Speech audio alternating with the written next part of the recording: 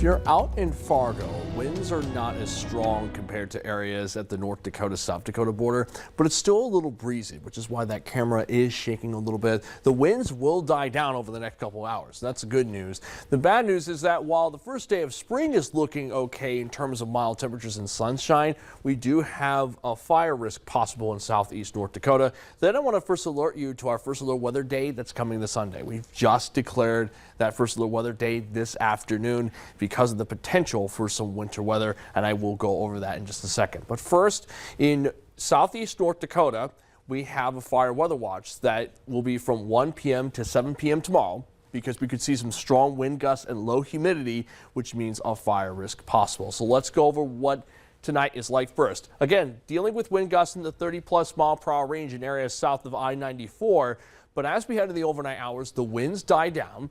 So we get a break from the winds tomorrow morning. Then as we head into tomorrow afternoon, we see winds picking back up, this time coming in from the south. That's why we're looking at those 50s tomorrow afternoon.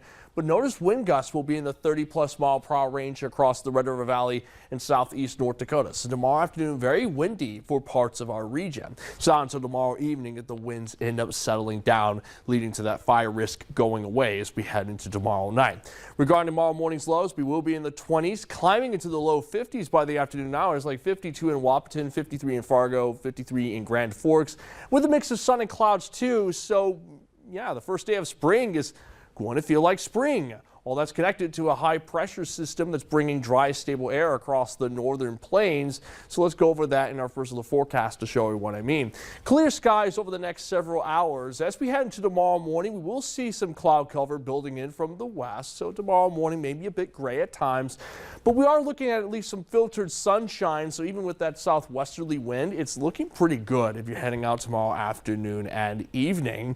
Then we look at some precip chances over the next few days. Our best chance comes Saturday night into Sunday because we have that Alberta Clipper system that'll bring some rain, snow away. And that's what our first little forecast is really about.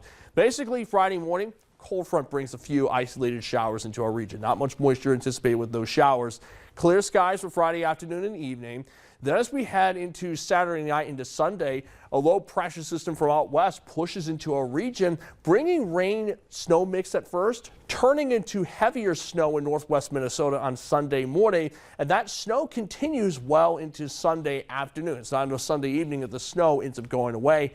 And the reason we have a first look weather day for Sunday is because of the chance of blowing snow occurring during that period of time, but particularly northwest Minnesota, where snow totals are likely to be highest. We will keep an eye on that system. Then heading to next week, we will be in the 40s to 50s. You know, I thought maybe there was a good chance, especially at the end of March, April, when were we going to see that next first alert weather day?